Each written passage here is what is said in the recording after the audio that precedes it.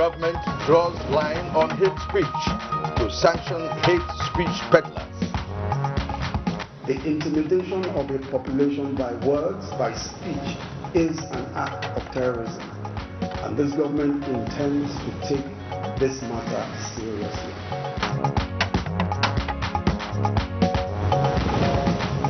INEC partners National Agency for Science and Engineering Infrastructure on e-voting.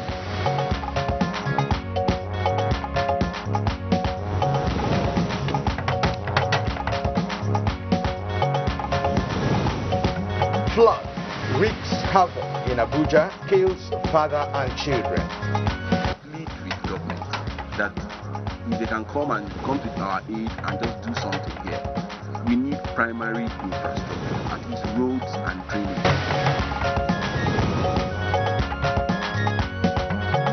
Today on Good Morning Nigeria, we focus on matters arising from the ongoing Asuu strike.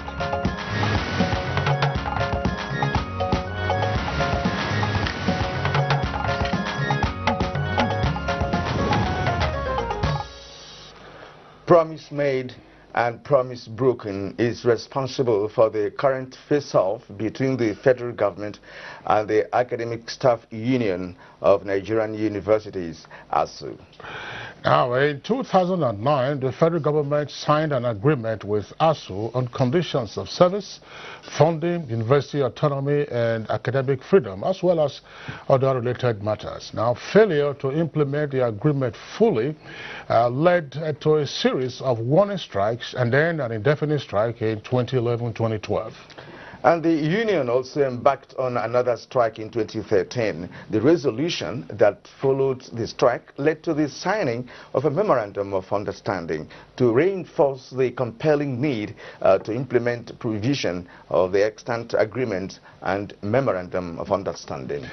But Asuu says that substantial aspects of the 2009 agreement and 2013 MOU have remained unimplemented. In addition, the union also says that some of their members have been paid only fractions or outrightly not paid their salaries at all. They therefore say that based on the increasing frustration and disenchantment by its members, the union resolved to embark on an indefinite strike from the 14th of this month. Actually, it started on Sunday, which is the 13th of this month. Okay. That's right. And today is the 5th day and lots of negotiations are ongoing. A 16-member federal government team to negotiate the 2009 agreement led by Dr. Baba Laking San was given the mandate to dialogue with the Asuu and other unions to ensure sustainable peace and industrial harmony in tertiary institutions. The ministers of education and that of labor have expressed optimism that the issues will be resolved soon in the interest of all. Now, the outcome of a reconciliatory meeting between the government representatives and the Asuu yesterday indicates that progress has been made on the way forward. Both parties agreed to deliberate on the best way to address the lingering problems when they resume talks next week. But some concerned Nigerians are still appealing to the university teachers to suspend the current industrial action and to consider the students who are currently writing their examinations. Of course, the key issue in the face-off is money, and many are asking if government will ever be able to meet up with this agreement based on the prevailing circumstances, and this has kept many wondering if the strike will change anything.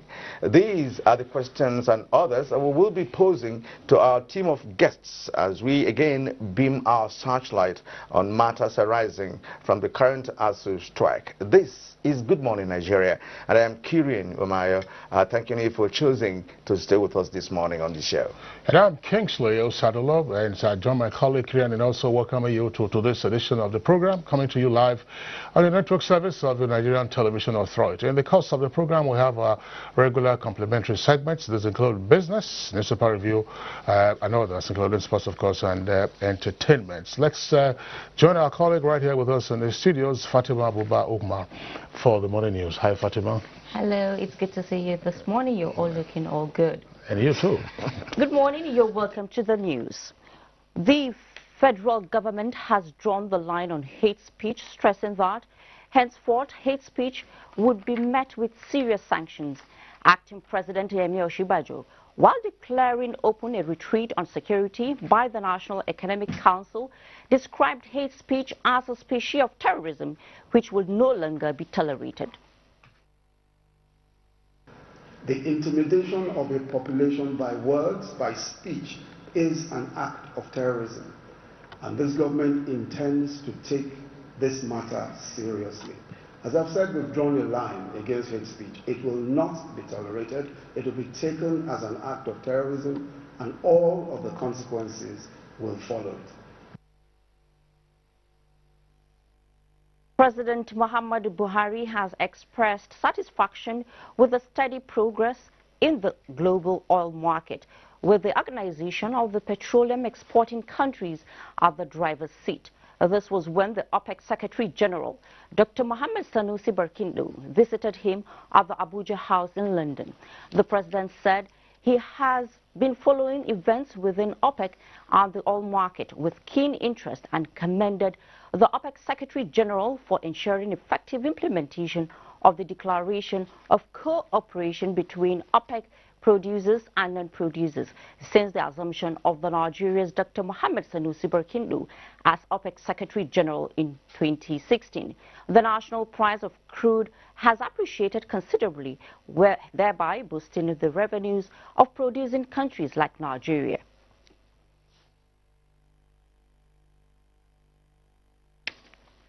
The federal government and the Academic Staff Union of Universities, Asuu, have agreed to meet next week to enable Asuu get feedback on the offers by the government. The reconciliatory meeting, which had in attendance representatives of the government and Asuu, was held behind closed doors, although details of the offer to Asuu were not made public. However, there are indications that when Asuu returns with feedback next week, progress is likely to be made on the way forward.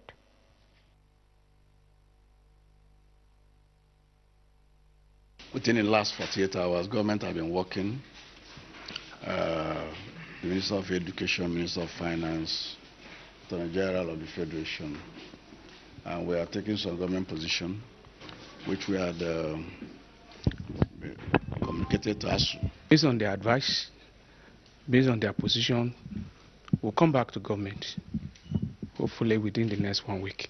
Will the strike be called before then? The leadership of the union did not call the strike. Our members called the strike. So they will decide when to suspend the strike. Correspondent Emmanuel Ayimiro reports that both parties agreed to be open on best way to address the lingering problems affecting the implementation of the 2009 federal government Asuu and agreement. Moving on, Information and Culture Minister Lai Mohammed says provision of infrastructure to ease the difficulties faced by the citizens is a priority of the President Muhammadu Buhari-led administration. The minister stated this when he officially opened AYA Abuja City Linking Bridge. Of passion, tenacity of purpose. This is happening at a time of dwindling revenue. I think that says a lot for this administration.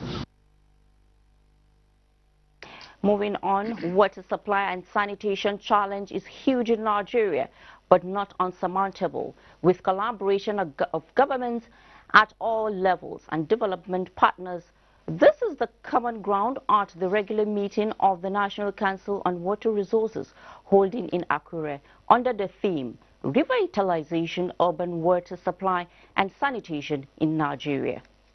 Whereby not a single community in today's Nigeria can boast of 100% fiber water supply is totally unacceptable in the 21st century.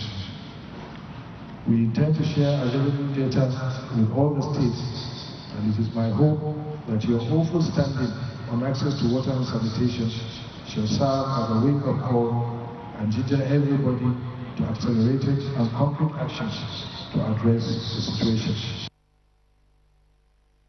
Similarly, a team from the Office of the Ecological Fund is in Nasarawa State to undertake comprehensive assessment of degraded areas across the 13 local government areas of the state.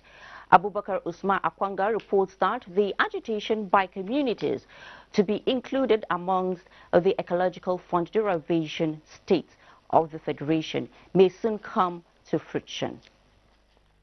Erosion, desertification, pollution, and even oil spillage. We are calling on the federal government to rescue natural state from these ecological problems. And on a sad note, a man and his 2 children lost their lives at the early hours of Thursday after a flood resulting from a downpour that lasted hours in Abuja. Basi Ita Ikbang visited the scene of the incidents. You go to bus small, you go enter that place. I took the man and the daughter to hospital. Getting to the hospital, he's dead. The doctor confirmed he's dead. Very unfortunate that a man and his 2 kids will go like this. We are using this medium to at least plead with government that if they can come to our aid and just do something here. We need primary infrastructure, at least roads and drainage. When someone's noticed rain, wherever he is, you should wait until the rain fall, and because if you drive inside water, you never can tell. You cannot find your way out. You can't find the actual route, and the tendency of you capsizing is high.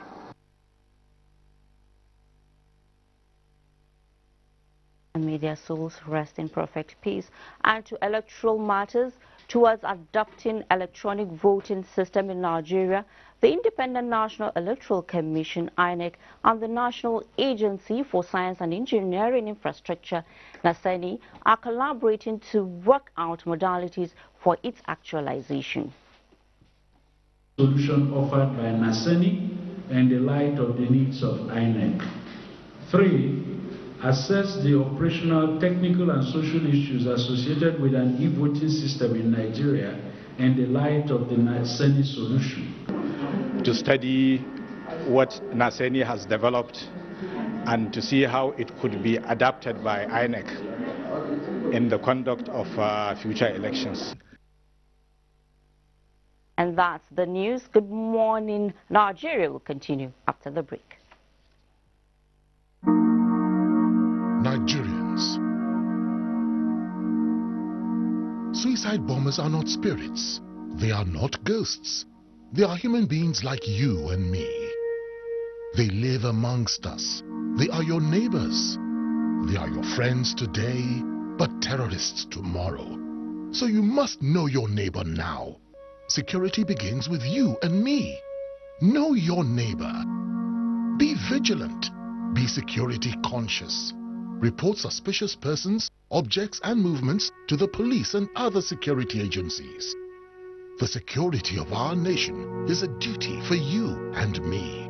If you see something, say something. Nigeria, unite against terrorism. This message is brought to you by the Federal Ministry of Information and Culture. Today, Ariel will show you how to save more in these tough times. Why this powder? It's pretty good and money's tight. But Ariel gives better cleaning with less powder. Impossible. Come with me. Spaghetti sauce, chocolate drink. For these tough stains, I'll need 1, 2. And just 1 handful of Ariel. New Ariel gives better stain removal with less powder. That's real savings. Ariel removes tough stains better in 1 wash.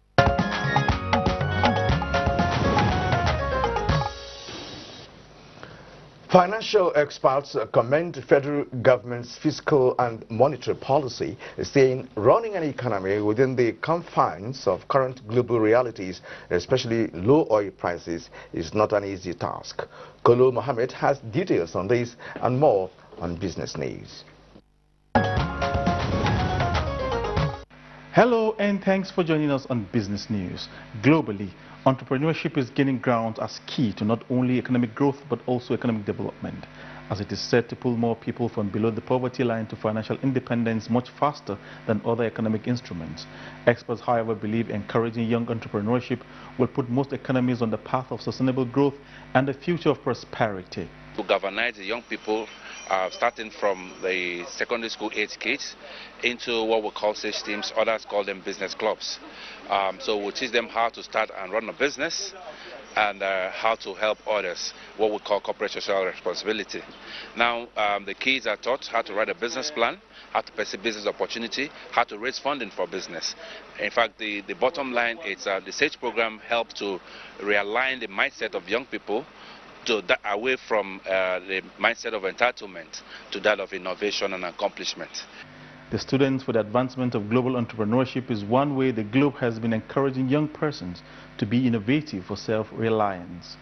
Meanwhile, economic and financial experts have commended the current fiscal and monetary policies of the federal government.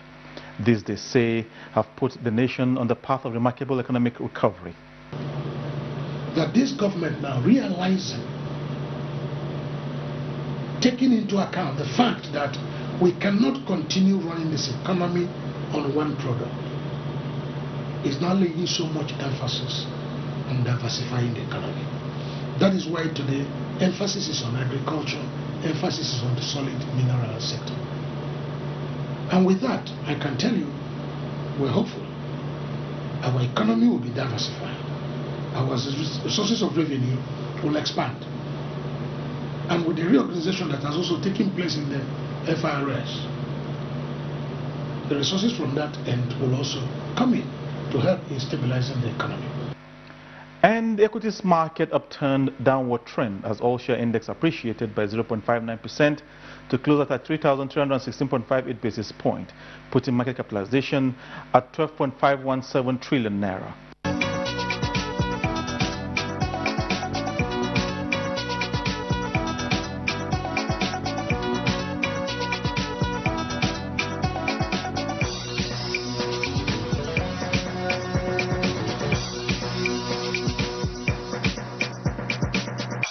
That's business news. Good Morning Nigeria continues shortly. Thanks for watching. Thank you very much, Khalil Mohammed, for the business package. And Good Morning Nigeria. Next for us, we go to the front pages of today's newspapers to check out the headlines.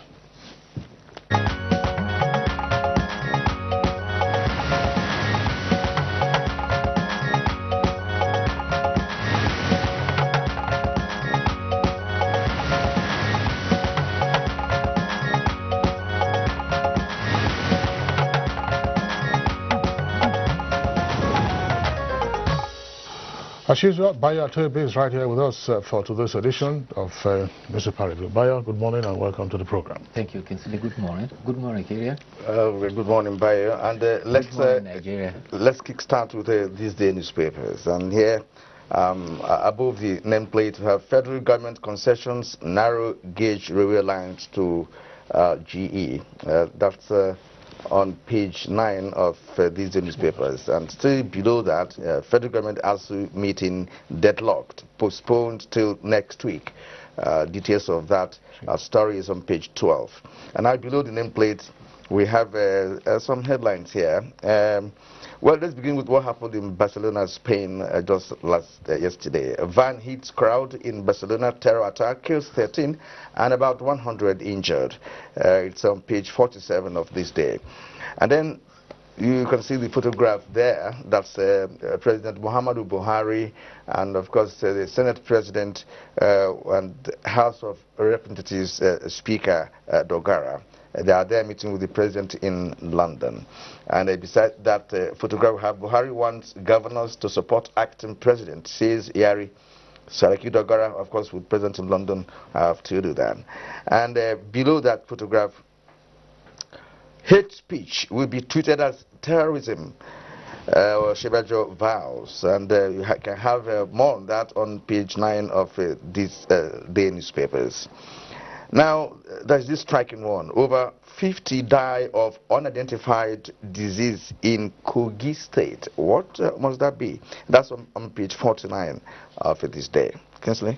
All right, Kirian, a number of the stories you read also on the front page of the Authority newspaper which is the next for us to take a look at. But the lead story for the authority says federal government declares war on hate speech with 2 riders, violators to be treated as terrorists. That's attributed to acting President Oshibajo. And Catholic bishops oppose secession. Now, those are the riders to that lead headline. And above the name flag, you have other headlines. Some of them Kieran already read, but let's take this one. PAMSEC, that's the Federal Permanent Secretary, forfeits over 660 million naira and some $137,000 looted Shopee funds. Details on page 4. Now, all the other headlines there also indicate stories that are on page 4. One of them, of course, says Executive and National Assembly killing economy with jumbo salaries. That's according to former President Olusegun Obasanjo. The story on the strange disease killing some 50 persons in Kogi is also there. And federal government Asuu talks end in deadlock. Bayo. Yes, let's start with the issue on hate speech. The acting president has declared promoters of hate speech are henceforth to be treated as terrorists. And this assertion he meets to a meeting of the National Economic Council on retreat on national security. And he situated his assertion in the law. He says, Terrorism Prevention Act of 2011 defines terrorism as any an act deliberately done with malice which may seriously harm or damage a country or seriously intimidate a population. And therefore, the acting president says national security is being threatened by his speech. He actually spoke to the leaders and said, when speech that promote violence against individuals or group from our faith, tribe or group and leaders keep silence, their silence tends to be an endorsement. And he said categorically, intimidating of people by words, by speech, is an act of terrorism, and henceforth it will be treated, and consequences that will matter will be that of terrorism. The Chief Justice of Nigeria, Justice Walter Onoge, was also there, but however, he was circumspect, and he said, I'm offering a personal opinion. And he said, insecurity, corruption, and impunity are the 3 sides of the same challenges that Nigeria is dodged with. Let me correct the impression about the 50 people that are said to be killed in Kogi State. Is actually in the village. Villages are on the border towns between Kogi and Kwara. It has affected border communities in Ifelodun local government area, which and also Okura, Isaluesa in Yagba, west of Kogi State. And this thing has been on for a while now. Presently, the Commissioner for Health for Kogi State, Dr. Saka Audu, says that Lassa fever has been ruled out. His counterpart from Kwara State said that they have also invited the Nigeria the disease control unit to be there, and the epidemiologists are there trying to study what is there. Apparently, it has affected mostly herders who are in the village, and it is reported that the disease affects people. They throw up sometimes some black substances. And so some are speculating about viral hepatitis, but they are not sure what actually it is. Yeah, but that's a public health emergency. Yeah. I mean, to lose 50 persons in a community or in a set of communities, that's a public health emergency, not just one, not just 2. I mean, if you have a case, one case of Ebola, everybody knows that this is serious. Lassa fever, I don't think the latest outbreak of Lassa fever has claimed that many lives. So we do hope the Nigerian Center for Disease Control will get on with this. And again, our response, mechanism, the time it takes for us to respond to such issues, is really not it at the moment, because well, nobody knows how long that has when it started. Actually, it's been going on for about a few weeks now. They've already taken samples, taken it to the laboratories in Edo State, and that's why they were able to rule out Lassa fever. But they are still they've not been able to study what actually it is and put a finger on it. But meanwhile, efforts have been made, and experts are there in the field trying to provide succor for the 50 deaths, that's it's huge. It's a huge number. It's huge, in a village. 50 human beings. And who knows the nature of disease that is, because it could be spreading further to other communities. Yeah. All right, now we have a new telegraph here, and above the nameplate, federal government sets new target for 40% NNPC asset sale. And with the rider here, Kachuku contradicts NNPC on oil production cost. But you may have to talk on this, as we progress. The story is on page 3. 3.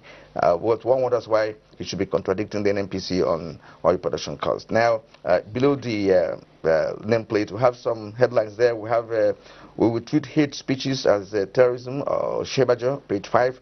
Strange disease hits Kogi State, also here on New Telegraph, is on page 62, on page 9 actually.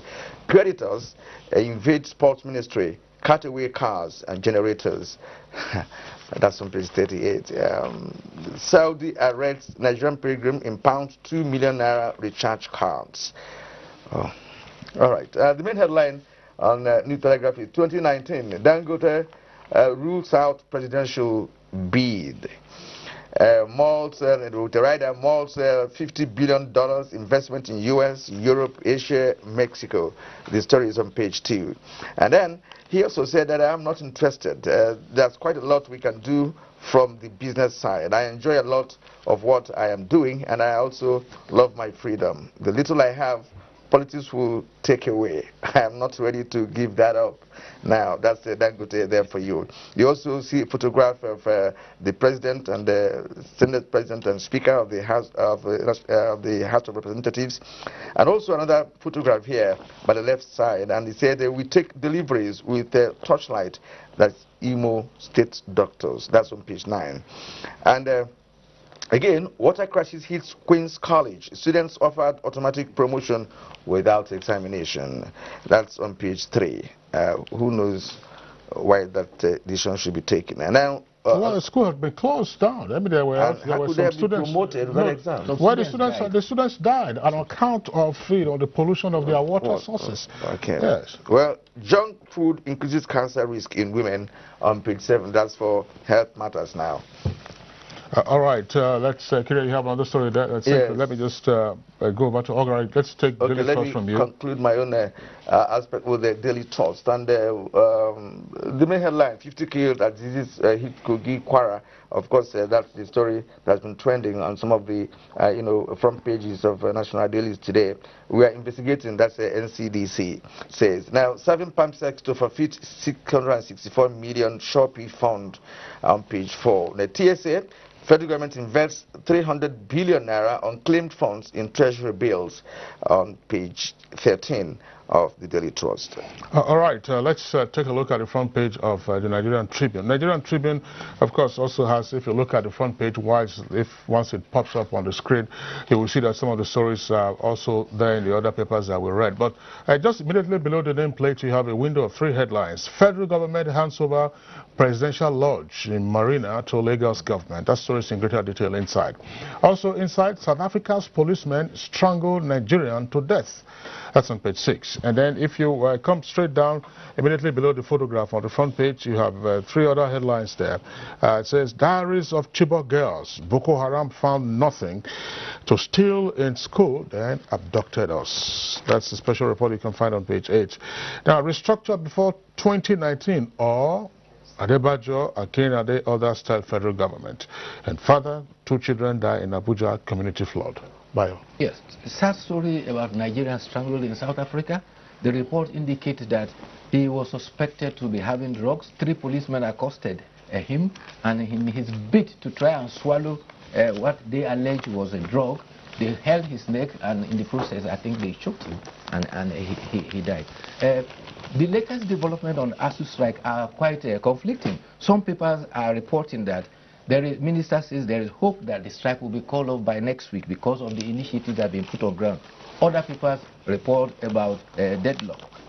In fact, Punch says it is deadlock, while leadership says that the strike continues. However, the Minister for Information says that Asuu demand of payment of 1.5 billion monthly will be met with effect from Monday. He, however, said that the balance of the 25 billion that they are demanding of the 53 billion agreed will be only paid when they account for the 30 billion that has already been paid. But he was quite categorical that the exclusion that the University Asuu was demanding from TSA would not be granted. The TSA is a rule that nobody is excluded from. He, however, has indicated that all things being equal, from the meeting he had with Senate Committee Chairman for Tertiary Institutions and TED Fund, the strike is likely to be called off next week because they are making progress. The World Athletics Championship has ended, but Nigeria as a team did not win any medal. But two Nigerians won medal. One was Chijundu Uja. They call him C.J. Uja. He was running in the banner of Great Britain. So was Salwa Eld Nasser, who was running for Bahrain. His mother, her mother, is Nigeria. Guess what? Listen to this roll call. You had Maria Chibu running for Italy. You had Akin Osun running for USA. You had Ajomali running from Canada. Ayokunle Folorunso running for Italy. Edidong Odion running for Bahrain. James Dasaolu running from Great Britain. What do you get, in a country where you don't have facilities for training, and where some of the associations that are responsible for certain sporting activities are not doing well locally? So these are Nigerians who find their way where they can have a better treatment, where they have facilities to train and run, because it's all about personal satisfaction. Yes. They are sports people. They want to, make headlines before age, catches up with them. So I agree with you entirely, because the pointer is that the talents are there. If we get our acts together, provide the facilities as you have indicated, then Nigeria stands to challenge the world in any aspect of this human endeavor. Well, Bayo, I mean, it's one of the stories that Kirian read earlier was from New Telegraph. Yes. Just below the nameplate of New Telegraph, there's a story there, one of the four windows, saying creditors invade sports ministry, cut away cars and generators.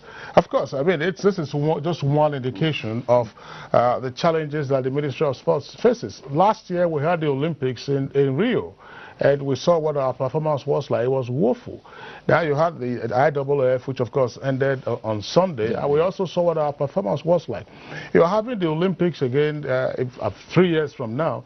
What is our preparation? IAAF will also come up in 2 years' time in Qatar. What's our preparation? We're relying on Blessing Okagbare.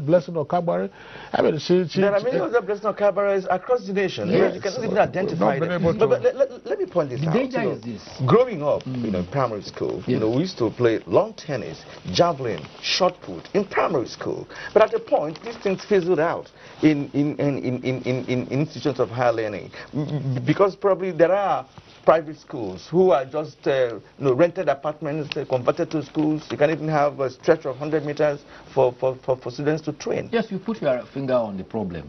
School sports was the ground for which future athletes were gotten from. And that has gone down unless we go back and establish school sports competitions from primary, secondary school level, and tertiary institutions. We are not able to meet the standard we have attained, even on the continent of Africa. That's an issue we've also taken up on the program when we discussed revival or revitalization of grassroots sports. Now, but at the elite level, which is where you have IAAF, Olympics, and so on and so forth, it requires a different kind of strategy to succeed. But we also heard, it was said that, listen, you don't need to train to win medals. So I'm sure they saw what happened at IAAF in London. Have to train to win medals. And many of these athletes, many of them are actually students. Yes, they live on that, and they have sponsorship abroad, and that's why they are able to sustain. But the dread is that if the facilities are provided locally, more potential Okagbaris will be. All right, Baya Toby, that's the much that we can take. We'd like to appreciate your being with us all through the week. We hope you enjoy your weekend. Thank you very much. Okay, and by the way, you saw that story on the fatality arising from the flood in Abuja yesterday. Yes, we're discussing the rainfall consistent, for the past 5 or 6 days. All right, so this is Good Morning Nigeria. We'll take a short break. When we return, we'll be discussing issues arising from the ongoing strike by Asuu.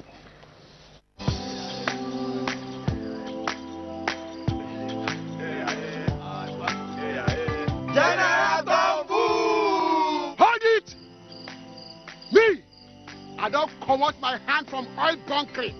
General, what you going to yarn? What did the yarn say? I don't understand though. Because they spoil our water and our environment. And they cause our people serious harm. Militants say, no good. Me, I not do against Sam. Because why? Change begins with me.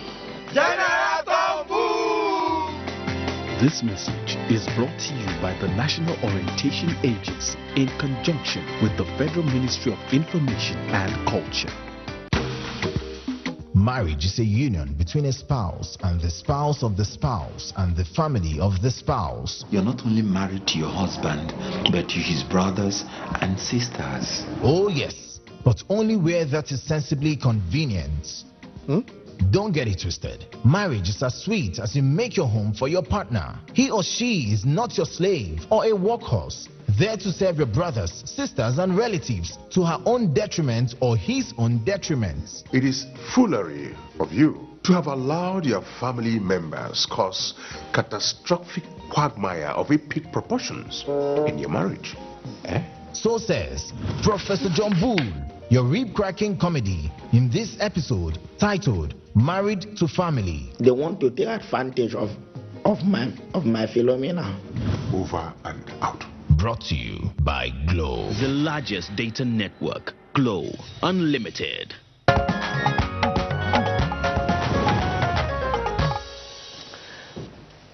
You're still watching Good Morning Nigeria on the network service of the NTA. To kickstart our discussion on the matters arising from the strike by Asuu, let's take this background report by Salihu Abdullahi.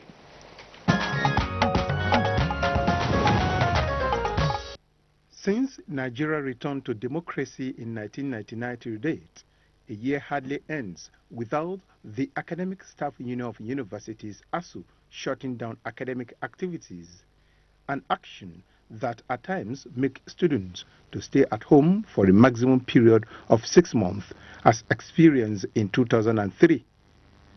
These actions could be traced to the foremost demands of an increase in their salaries of 15%, an increased funding to universities in view of the deteriorating and decreasing standard of education. But that seems like an unending demand, as various administrations have to battle the challenge of building industrial peace and harmony.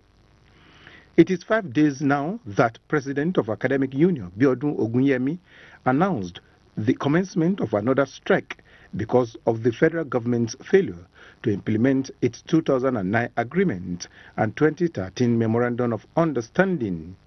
Other reasons listed for the strike include non-payment of salaries of some of their staff, non-payment of earned academic allowances EAA, removal of universities' staff schools from funding by government, and non-implementation of provisions of the 2014 Pension Reform Act with respect to retired professors and their salaries. Already, academic activities have been put on hold across the country in virtually all government universities in compliance with the directive. The committee headed by Babalaki was given the mandate to dialogue with the Asuu and other unions to ensure sustainable peace and industrial harmony in tertiary institutions. Although it is not certain what the outcome of the ongoing negotiations will be, but government is optimistic that the issue will be resolved soon in the interest of all. While this is on, discussants on today's edition of Good Morning Nigeria will be looking at issues that are responsible for incessant strikes by Asuu, highlights way for more friendly employer-employee relationship in addressing the dangerous trend which analysts say is unhealthy to the nation's development.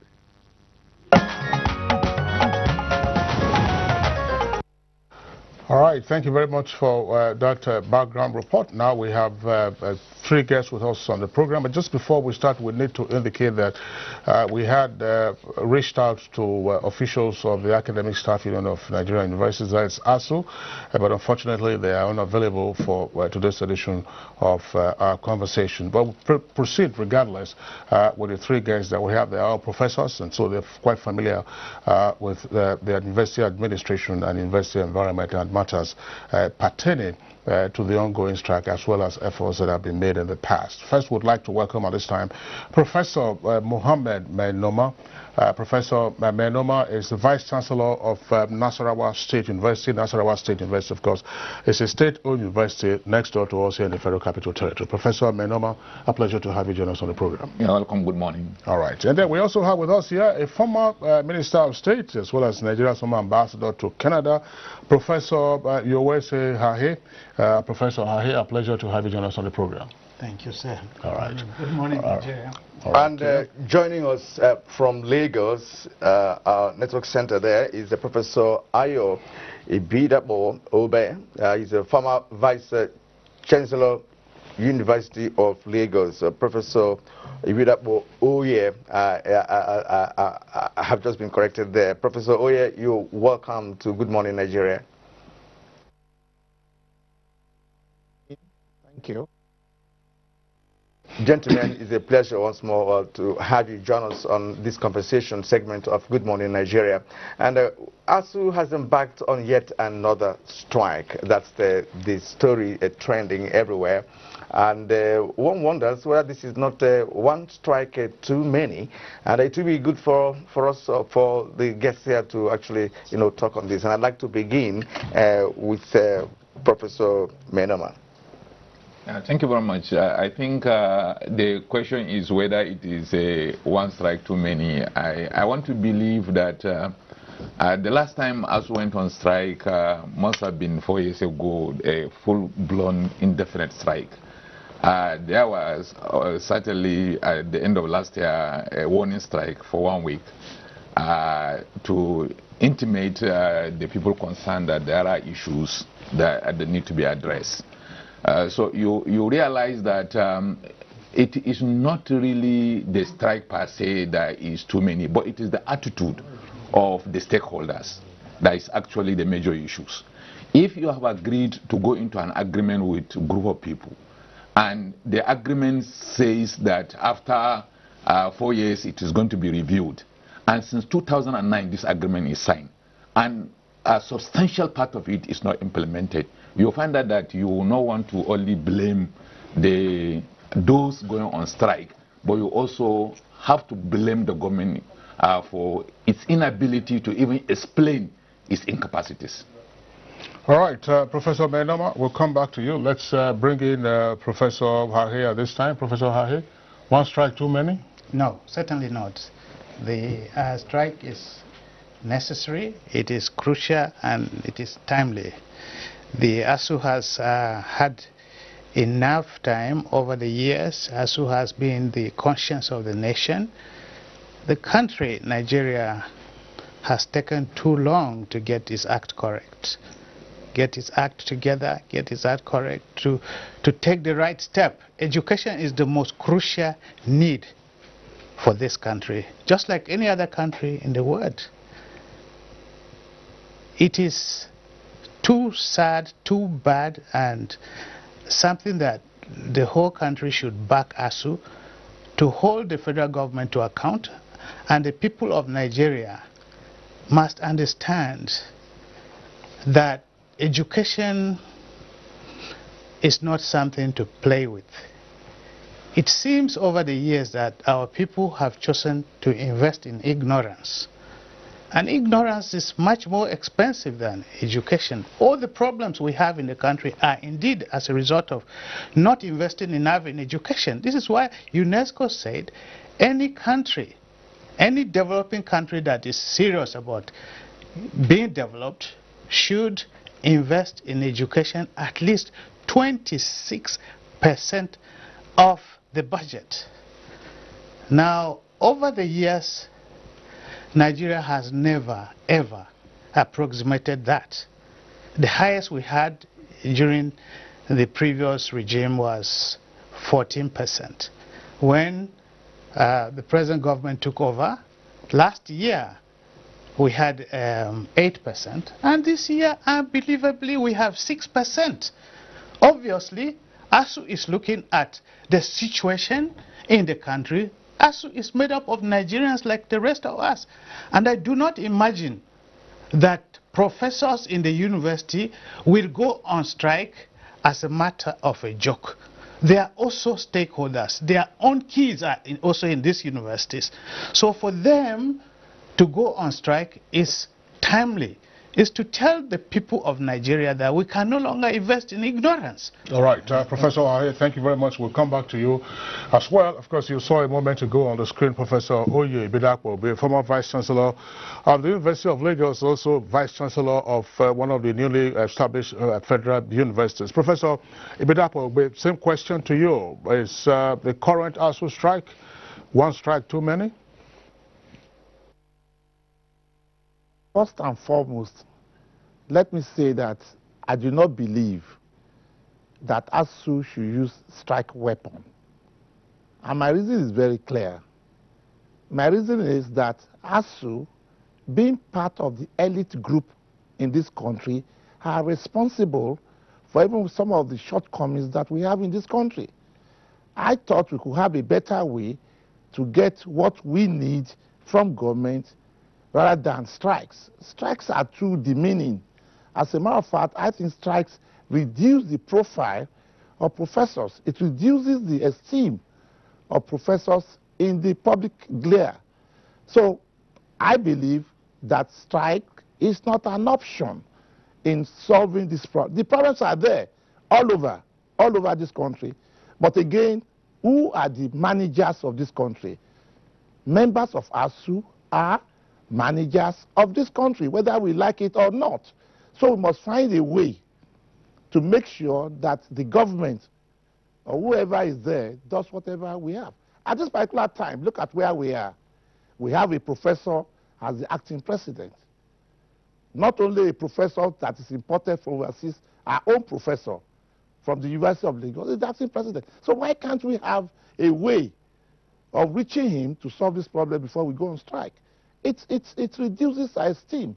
That's what I say. I even think strikes, yes, at the very junior level, I will accept, I will agree.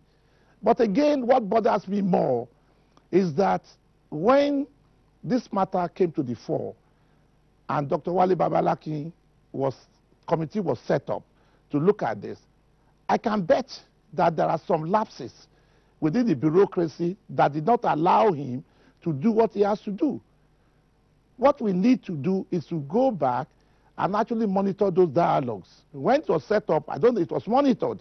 And I believe, I don't know, that perhaps the wherewithal to make sure that that job is done was given. That is the problem. And again, I say that as part of the elite group of this country, we need to really roll up our sleeves and be part of that solution, the problems of which we have jointly created.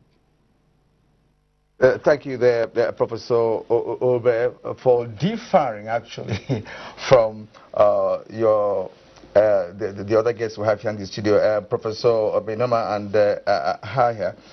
Well, gentlemen, the issue here is not that there is no enough reason to go on strike, but according to Professor Obe, he is saying that that's not the best option for now, and also considering the fact that whatever is happening in that sector is also affecting other sectors of our national life. And I'd like to once more bring in Professor Benoma here. How would you respond to Professor Obe's submission? Yeah, you realize that his position is not as if there is no problem, but that he says that strike is not the best option, or it's not an option. But he has not, as a professor, also said what the option is. You have a situation where you cannot even teach properly. You have a situation where the materials in question are not available for you to teach. You have a situation where people are not even concerned about the crisis in the system. So, and you also realize that the only thing our leaders understand is crisis management. It is unless you say that this is a problem that is going to stop them from doing what they are doing, they cannot respond to you. There is nothing, yes, if the government, Asuu people are so responsible that if you tell them this are your situation and you want an option out of your situation, you cannot do A, B, C, D. You sit them down without a strike, they will listen to you and they will propose possible options that you can take to tackle your problems. But a situation where they do not even talk to you about it. You write them letters upon letters, they don't even respond to them. So what do? And you say that strike is not an option. It is a situation where if that is the only thing that will make them to say, come to the round table, and then you use it. And I think that is just what the situation is. Asuu is more concerned that nobody wants to go and be idle. But the situation where you cannot even do what you are supposed to do at the minimal level, that's where the problem is. To the situation where you find some universities staying for 11 months without salaries. How can you go and teach? All right, Professor Menoma, thanks. Still on this subject, Professor Ahe, what's your reaction to Professor Ibidapo, who says that strikes, in his opinion, almost to be a weapon of last resort, that it strikes bend to demean and reduce the profile of professors? I don't think that strikes is demeaning and reduces the profile of professors. It's not violence. They are speaking. It's the end of dialogue. If you keep speaking and people don't listen to you, well, they simply stopped speaking. Asuu members are also part of Nigerian society.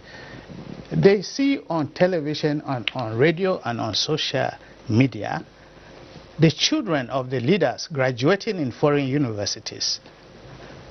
They see colossal corruption being discovered every day. They see retired military and other retired people in the public service living lives of great opulence, while a professor retires and dies pursuing his pension. They see a country that simply is paying lip service to education, and it is extremely dangerous because we see Nigerians going to other countries and excelling. The first generation of educated people in this country went away. In each country of the world now, you have Nigerian professionals who are excelling because the Nigerian seed is beautiful, it is fertile. Nigerians are brilliant people. But if there is no fertile ground, which education is, they can't grow here. And so Asuu is just reminding Nigeria, get your ass correct, get your priorities right. And they have given sufficient reasons. The Babalaki Committee was set up in February. 6 months after that, we are being told that they had some administrative hitches. What are the administrative hitches? When will the administrative hitches be over? Could it be 1 year or 2 years? And therefore go on strike. All right, Professor Haye, thanks a lot. Kirian, let's return to Professor Ibidapo. Professor Ibidapo, of course, you listened to the comments of your brother professors here with us in the studios, in particular Professor Menoma. I mean, he's tried to recount what he thinks are the challenges. There are no facilities, no equipment. Professors are poorly paid, others don't get their pay. But let's back up a bit and go to recent history. 25 years ago, when we started having this rush of strikes by Asuu, that was in 1992. Up to this moment, is it necessarily correct to still assert that the situation in our tertiary institutions, particularly universities, hasn't changed? Bearing in mind the following: one, the rise of TED Fund as well as contribution of TED Fund, the grant of relative autonomy to universities with regard to appointment of their vice chancellors, grant for further studies, and so on and so forth, and upscale of facilities in the various universities, at least in federal universities and to some extent state universities. Of course, let me first say that all the arguments that my colleagues have put forward, we know the situation in the Nigerian university system is not sufficiently encouraging for decent learning. As a matter of fact, when I go elsewhere and I look at the systems that we have here, I wonder what happens that those students, even when they leave us in this country with degrees as far as top class, they go to the United States, they excel. Give them 2 years. They excel. So I understand, I agree that our infrastructure here is not sufficient to do that. But what I'm trying to say is that at a level, within the stratum of the society, should it be strike, strike, strike? If you know the trouble that our students, our graduates get through before they get admitted, why not the fact that they always do well? They will not take them at all. Because the story you hear from Nigeria, most of the time, about our graduates, about our university, is strike, strike, strike. I'm saying this strategy will have to change. More so that even within the political circles, we are getting more and more of our graduates, of our people into politics. So I think, and let me tell you, that universities, especially university students, can be mobilized, even by us, to ensure that they get the right things to do. I believe this idea of going to strike is not good enough. Even if government is not doing what they are supposed to do. I do agree. I've talked about the government bureaucracy that stops things. We can reach those people in power to do the right thing. We have every opportunity, more so now, to reach people in government to do the right thing. I just believe that the weapon of strike, to me, is quite pariah. It's quite infantile. I think we must move to another strategy. What is that strategy? As somebody said, it's intensive negotiation, time bound. Not that you set up a committee to talk to Asuu and you don't give them deadlines. You don't even come back and find out what they are doing. You can do an intensive negotiation that can even be public, that everybody knows what is being, which area, 2009 agreement, what are the components, what have you done, when do we expect something?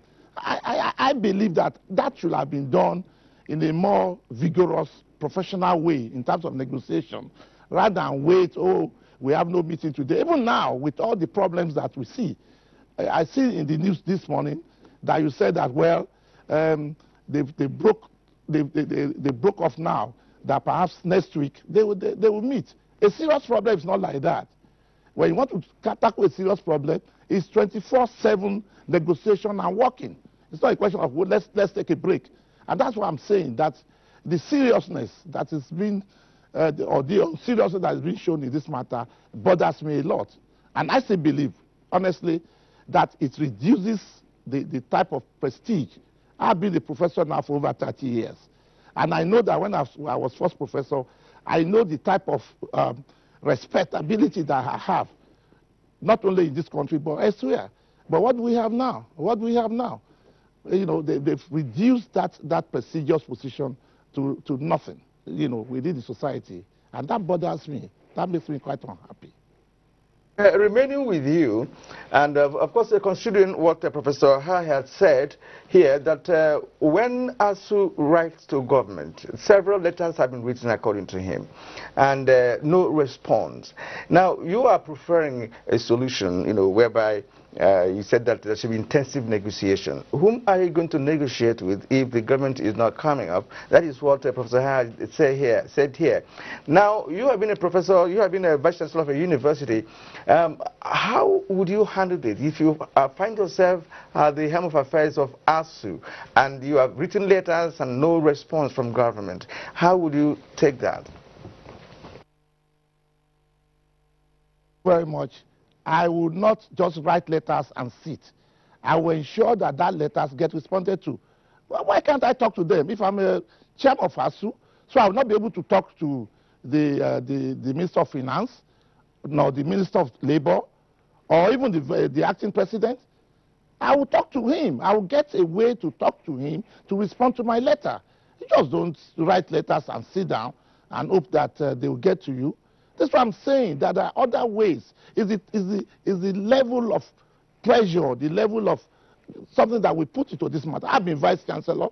When I was vice chancellor in the University of Lagos, if we have strike, you know, I came out with this idea that, look, let's think globally and act locally for the interest, for the same reason that Professor Ha have said, that at the University of Lagos at that time, about 32% of our students are even are children of staff. So why do you want to shoot yourself in the leg? Okay? So there are ways of doing this. I think it's the level of pressure that we give and the level of, but this is the idea of strike Nigerian University has started to affect us. It has started to affect our respectability even in the society. And I thought we can. How can you be a super elite, a vice chancellor, for example, or a former vice chancellor or chairman of Asuu, for that matter, and you cannot talk to the president if you need to? I don't think we've explored all the possibilities of resolving these problems. All right, Professor Ibilapo, thanks a lot, but you didn't quite address the question that I posed, but I posed the same question to Professor Menoma here with regard to the fact that what we have seen over a 25-year period, because at some point in the course of the incessant strikes that we have seen Asuu embark upon, there have been a number of issues on the table. I talked about TED Fund, intervention of TED Fund, training opportunities, provision of infrastructure, and relative autonomy for universities, how federal universities get to appoint their vice chancellors, the role of the visitor, and so on and so forth. Have we seen any progress over a 25-year period with regard to the health, welfare, as well as, shall we say, profile, reputational profile of our universities? Yes, to be candid, but you also agree that that is because of the strikes. And that is where the problem is. Once you find out that you do other things, you don't get outcome. But when you do the strikes, you get outcome. If you take TED Fund, for instance, it was the 1992 agreement that brought out about the TED Fund matter. It was a suggestion by us that there should be that way of getting money that is going to enhance the capabilities of the universities. And it was an outcome of a strike. If you take the autonomy question also, it was an outcome of a strike. So whatever you look at, it is that because it is only the strike that gives the kind of benefits to the university system. And I do not see anything that anybody is going to be worried that there is a temporary closure for enhancement. That's why people go on holidays. When you go on holidays, you relax, and at the end of the day, you perform better. So if what the government... So strike is a holiday? No, I do not say it is a holiday. I'm just saying that if you go on holiday, you come more rejuvenated and do better things. So what is the difficulty in saying, for instance, that if that is the only way you can get government to listen, then let them listen within a very short period. Like he has said, it is something that can be done consistently, which Asuu is available and is willing, that they don't mind meeting for 10 hours at a go. So if that is the situation, it is again government that is the issue. So all that they need to do is to sit down with Asuu within 1 week, resolve all the issues, do those things that can be done, put a schedule for those ones that cannot be done immediately, and Asuu will accept. So the issue of closure, we all go for weekends, we all go for end of session, like in my university, for instance, where we have finished the session, and we were not going to reopen until October. So if you use the period between now and October and resolve all the issues, we will open normally in October. And those that are in session are about to write their exams? The issue is that they will come and still do the exam, and if they can do the exam, if this matters is resolved within 2 weeks, which Asuu is willing to sit down and do it, they can continue with the exams. Gentlemen, what many Nigerians observe here is the fact that, just as Professor Minoma pointed out, that strike is what government listens to. And when you go on strike, they now have time to sit you down and dialogue with you. Now, the Minister of Education admitted the fact that the blame is on the government, for breaching, the contract agreement between government and Asuu. But he also said that the normal procedure for going on strike was also breached by Asuu. And from what the president of Asuu said a short while ago during our news, he said that it is the members that called the strike and not the leadership of Asuu. But one wonders how members could call strike. Are they not there to steer the affairs of Asuu? And I'd like Professor Hare to come in here. Basically, let me react to an earlier question about the gains of the educational sector, especially in the universities. every university, federal university, state university you go to now has got enhanced infrastructure. The infrastructure of buildings, labs being equipped, and also university autonomy is still being pursued, and councils, and this is a major achievement, again, due to Asuu strikes. Every single benefit comes as a result of the strike. But if Asuu leadership says this strike is caused by the body of Asuu, then it shows how very virulent, how democratic Asuu is. Because there are some trade unions in this country where the leadership negotiates away the rights of the union, and they cannot go on strike, but it hurts. The professors lose dignity, not because they are on strike, but because government policy, not paying professors salaries or paying them half salaries. I'm referring to professors, I refer to lecturers and everybody who is in the university system. You don't pay them, or you pay them half salaries. They are asking about earned allowances. They are asking government to set up the pension scheme commission for the universities. These are legitimate things they are asking for. And strikes, they are not really things that anybody is asking for. And I wish we could find a better way. I have thought of better ways personally, and I thought maybe if we had the parents of these students while the period of strike, don't go on strike. We will instead go to the National Assembly and stand there every day and demonstrate that you should be paid so the university can continue, so that it is still effective. Or the students dedicate, maybe the strike should not be total, maybe 5 days, 4 days in a week, and 1 day we go on strike and march to government houses to register our voice. These are different ways in which we could demonstrate the fact that dialogue is not working, and certainly dialogue has not worked here. The fact is that if we don't listen to Asuu, the universities will continue to degenerate. There is no political will here. Agreements are signed, and when people sign agreements, they should be responsible. And when a government signs an agreement, they should actually make sure that they keep to their terms of agreement. Otherwise, they are in default. And to blame Asuu, they didn't give us enough notice, when it is government that in the first case flouted the agreements. It is not correct to blame Asuu or the Asuu leadership because they listen to the body of Asuu. They must listen to the body of Asuu. And I believe that Asuu, the time has come for them to find a better way. Certainly, I believe we can have a better way, because education in Nigeria is eroding, and our universities are not rated so highly in the world as they used to be, and this is affecting the quality of the manpower we are putting up. It also makes something even more dangerous take place. Brain drain. All right, Professor, we'll come back to you.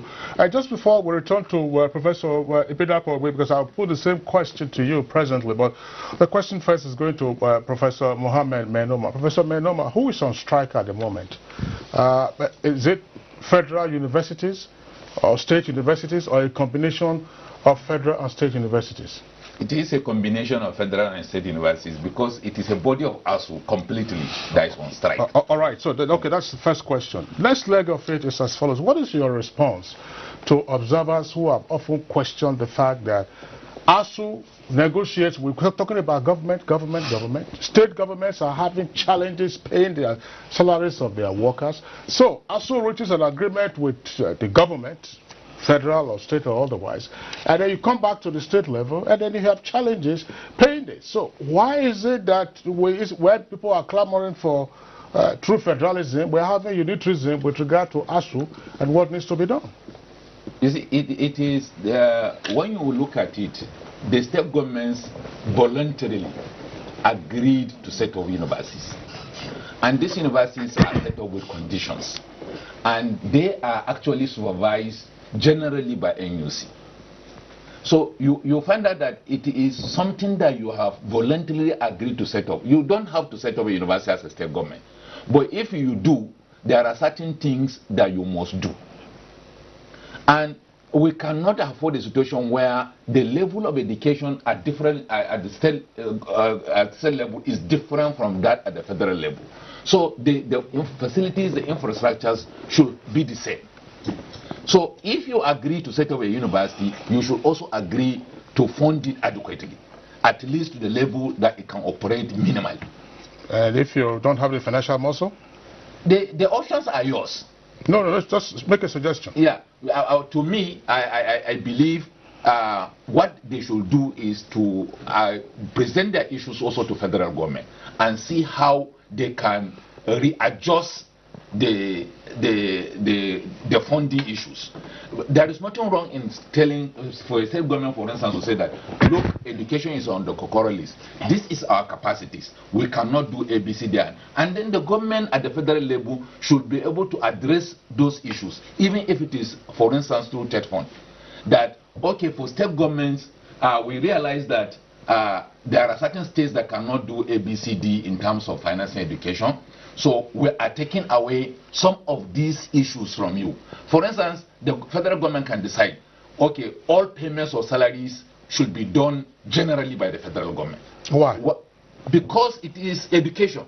The importance of education should not be left to any individual that cannot do it. All right, Professor Menoma, thank you very much. Professor Ebidapo, still on the same subject matter. Everybody's crying. I mean, generally, there's talk of true federalism, and yet with regard to Asuu, what we are saying is unitarism. Should states not take responsibility for their own universities and therefore have their own templates, such as you have for private universities, and the federal government faces its own issues? Why are we, as it were, bunching up everybody, and at some point you have states that cannot even pay their own civil servants?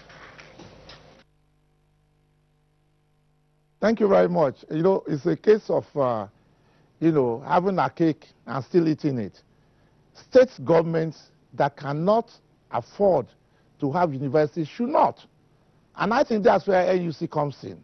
However, because this state government, they go to NUC, they apply to set up universities.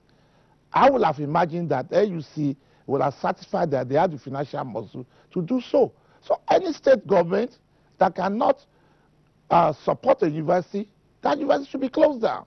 We just have to be realistic on these things that we are doing. I'm in agreement with my colleagues that things are really bad. I mean, I cannot imagine teachers teaching and not being paid their salaries. I cannot imagine. I cannot imagine professors working and working and working over the years, retiring, and they are as if they've just finished graduating. I cannot imagine. I do agree with what is on the ground. I do agree with the issues that we're talking about.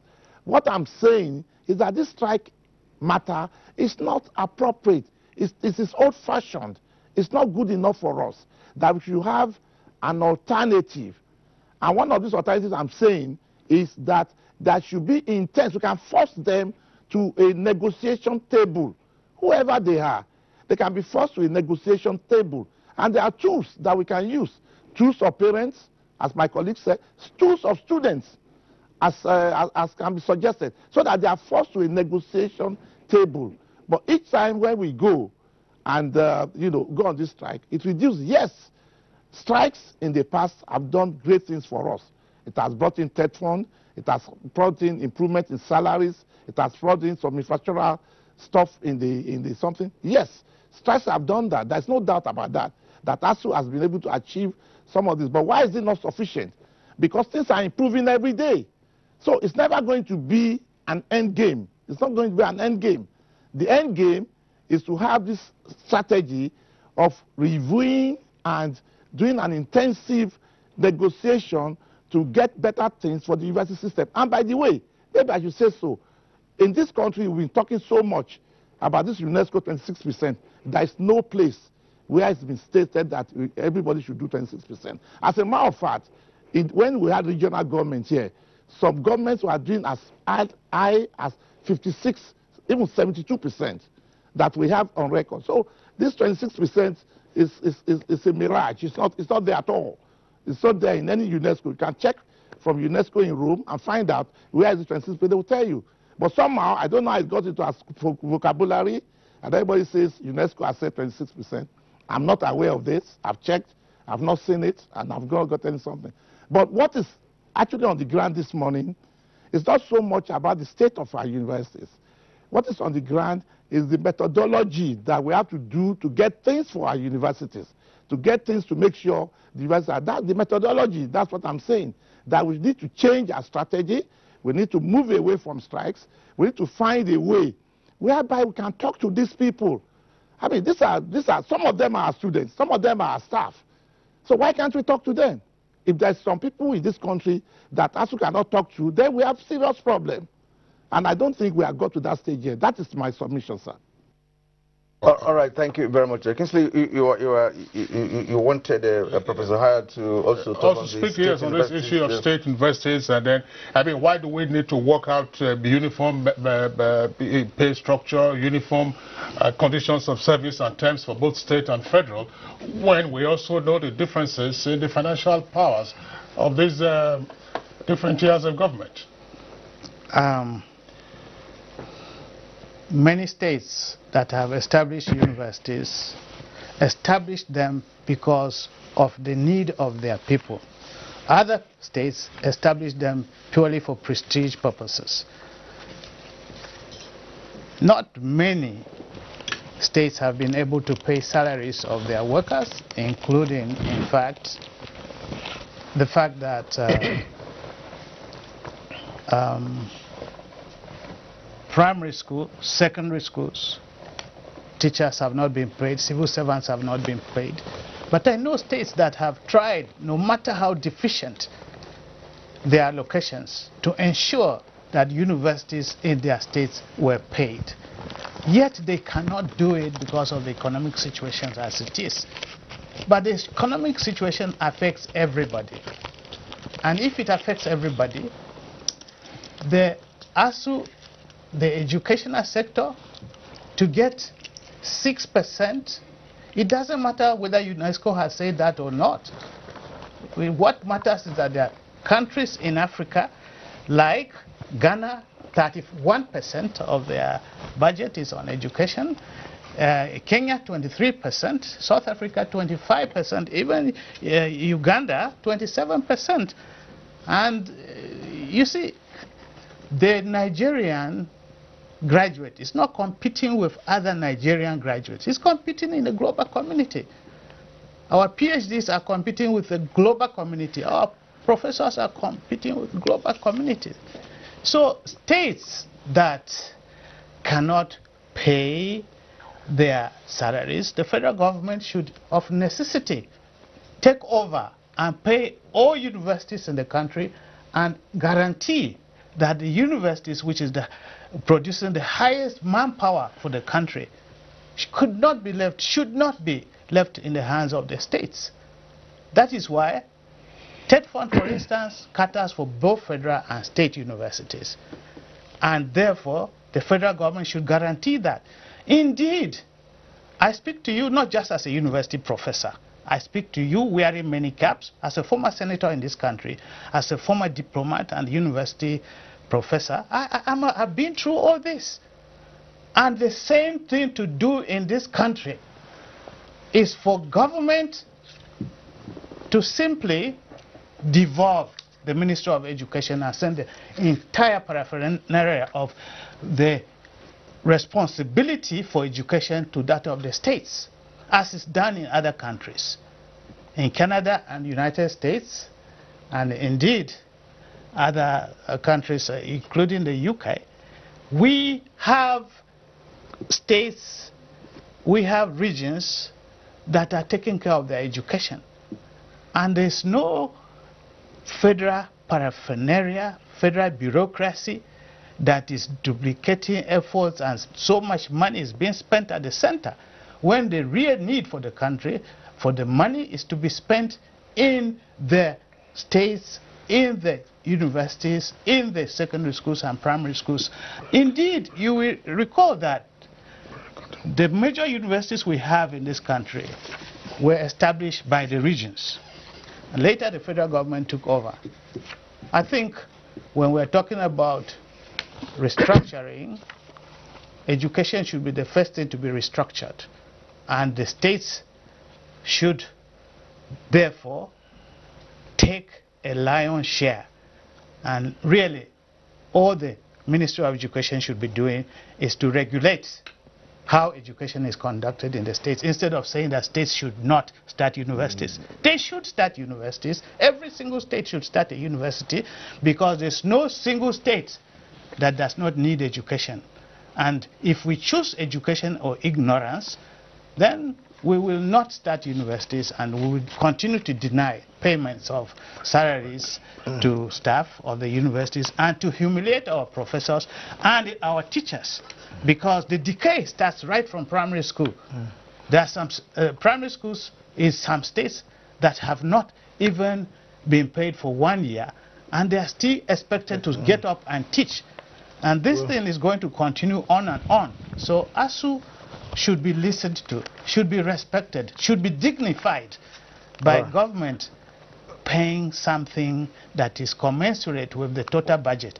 If your budget is just 1 million, give 26% of that to education, because education matters. All right, Professor, you know, there are also other sectors. I think part of the problem is, like you said, education is on the concurrent list, and the states can actually establish universities, but when they are not really prepared financially and otherwise to run a university, we keep running into this problem of planlessness and the inability of government to really fulfill its own part of whatever agreement that have been reached in the past to keep education moving on. Well, there are other issues we're going to talk about, because of course the professors and the lecturers in the universities also have a role to play in all of this. But when we return from this break, we'll engage ourselves with other issues concerning university operations. So this is Good Morning Nigeria on the network service of the NTA. We're going on a break right now, but when we come back, the conversation continues.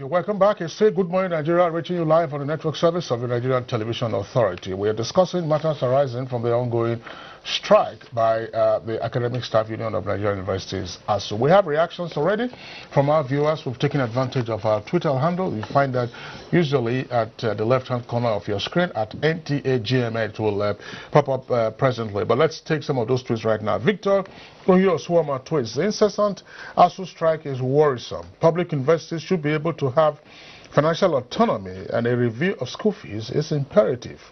All right, now from Dele Jackson Solomon, when will this debacle frequently confronting our tertiary education system be overcome? Let's stop playing politics with the life of Nigerian youths. Only the children of the masses are affected by the incessant industrial action embarked upon by Asuu. Let government settle this once and for all. Shani Michael Omakoji, I don't know why federal government keeps using the old philosophy of governance but expects different results. Is that not deception? Now, Ume Chimezie says, the amount of money government owes Asuu is increasing as years go by. one day the strike will be in years, not months, if nothing is done. Ahmed Gambo Ibrahim tweets, Asuu should look for other ways to vent their anger instead of these yearly strikes, causing setbacks for students. Now, Dele Jackson Solomon says Asuu not appearing on Good Morning Nigeria is seemingly rejecting dialogue, which is not in the best interest of the country. Let's keep dialoguing with federal government for implementation of demands. Well, actually, we have told you earlier on that Asuu was actually invited to this program, but the inability for them to be here, and so all our efforts proved abortive. Chibuzo Jonathan tweets, our politicians and government don't care about our institutions because their kids and relatives school abroad. Only poor Nigerians suffer the consequences. Festus Akimboye, while the government has treated Asuu poorly, incessant strikes is harmful to our children's education and portrays educators as militant. Ahmed Gambo Ibrahim again. We depend so much on government for funding. What about internally generated revenue by universities? Now, Kolo Ibrahim, until we make education the topmost priority of national development, hiccups and strikes in the sector will hardly abate. Festus Akimboye, Asuu has succeeded in causing huge disruptions to the progress of our young people for personal and selfish reasons. Ibrahim Tudu, I believe the guests in your panel supporting Asuu strike, their kids are not studying in Africa, but Europe and America. I'm not sure that is true. Wait for them to answer. All right, this is Abdul Rahman Muhammad. Abdul Rahman Muhammad tweets, the problem is that Asuu is too selfish. They should collaborate with all the wings of Teachers Union in order to save education in Nigeria. Now, Ibrahim Tudu says vice chancellors who cannot manage their IGR in schools are looking for government exclusive funding, and he says why. And the one Kingsley just read now, he says Asuu is too selfish, and that brings us to one issue here, which I've been wanting to bring up for this conversation: the fact that Asuu members don't take their primary assignment very seriously. They're always more energetic and vibrant when it comes to issues that concern them alone, and that's one of the things the students are saying, and I'd like us to react to that. But you're a current professor at the moment, so how does it play out in your university? Yeah, the issue is actually it should be looked at in the perspective that will give us a broader picture.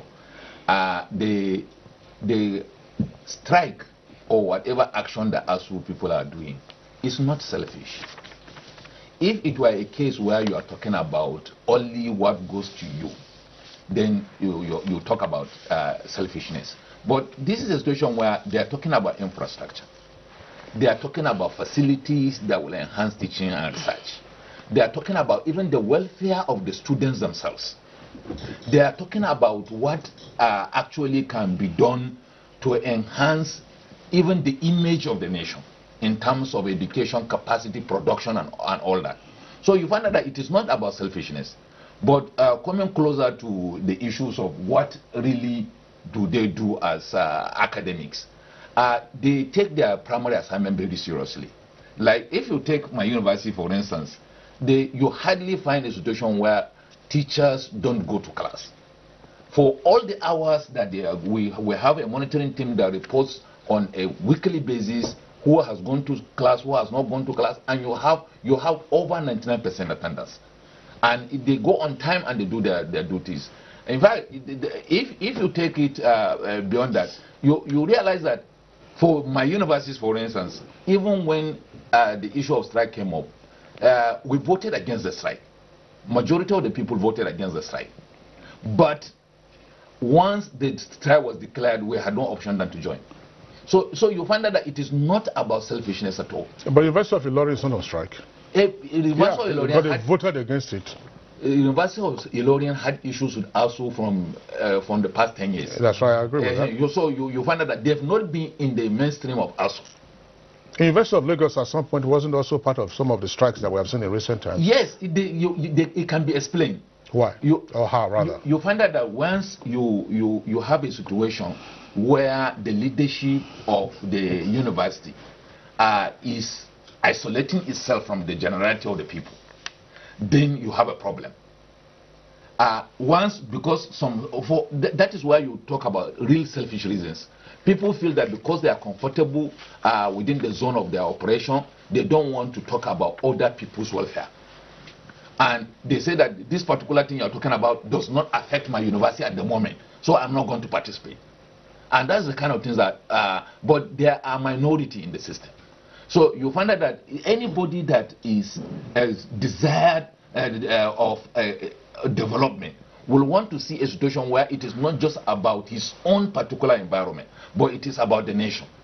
And that is what is happening to us. All right, Professor Menoma, thank you very much. Professor Haya, let's bring it again, bring you back into this issue that my colleague Kieran just raised with regard to the quality of performance, performance evaluation, if you like, of our academics versus the requests, that they keep making or demands that they keep making that then lead them to industrial action. Some persons are of the view that sometimes we don't get the value for money in terms of investments in academics, whether in problem solving, whether in terms of the quality of teaching, whether in terms also of the quality of research, versus what you find abroad. That, we actually perhaps do not have, in some of the cases, the best and brightest in our ivory tower. It's a situation of blaming the victim, actually.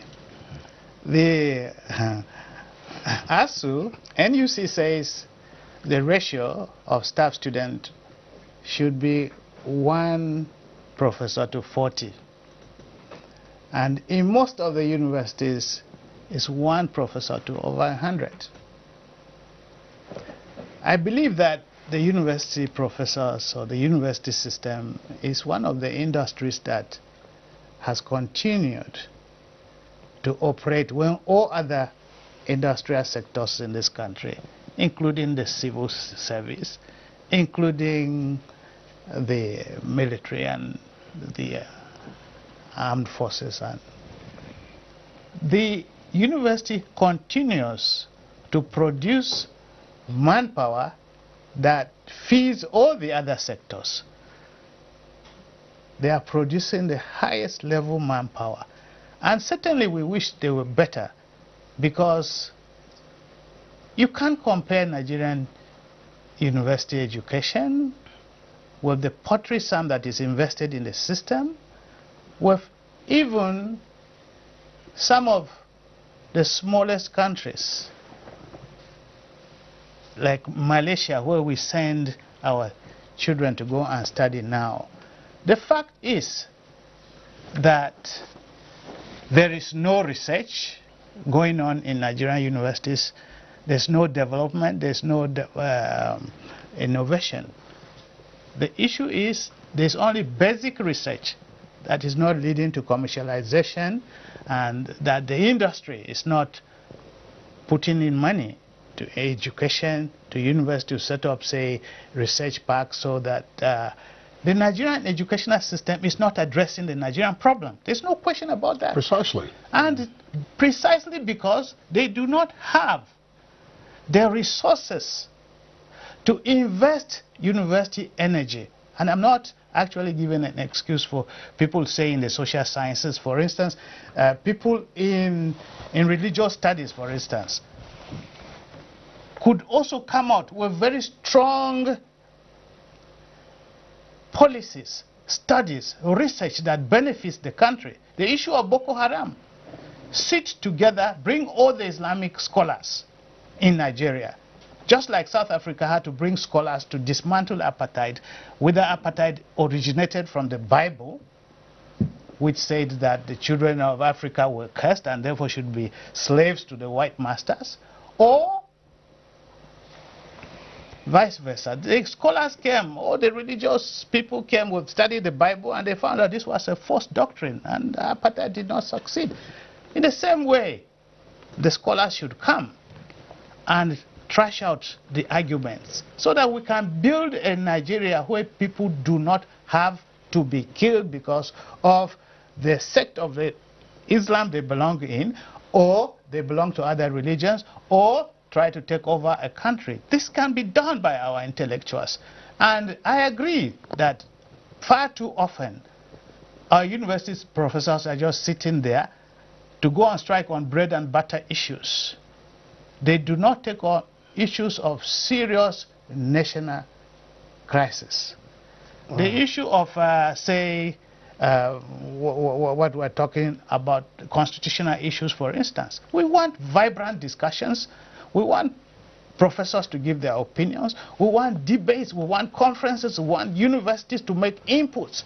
This is not happening. Yeah. But I do not blame them because they have lost self-esteem.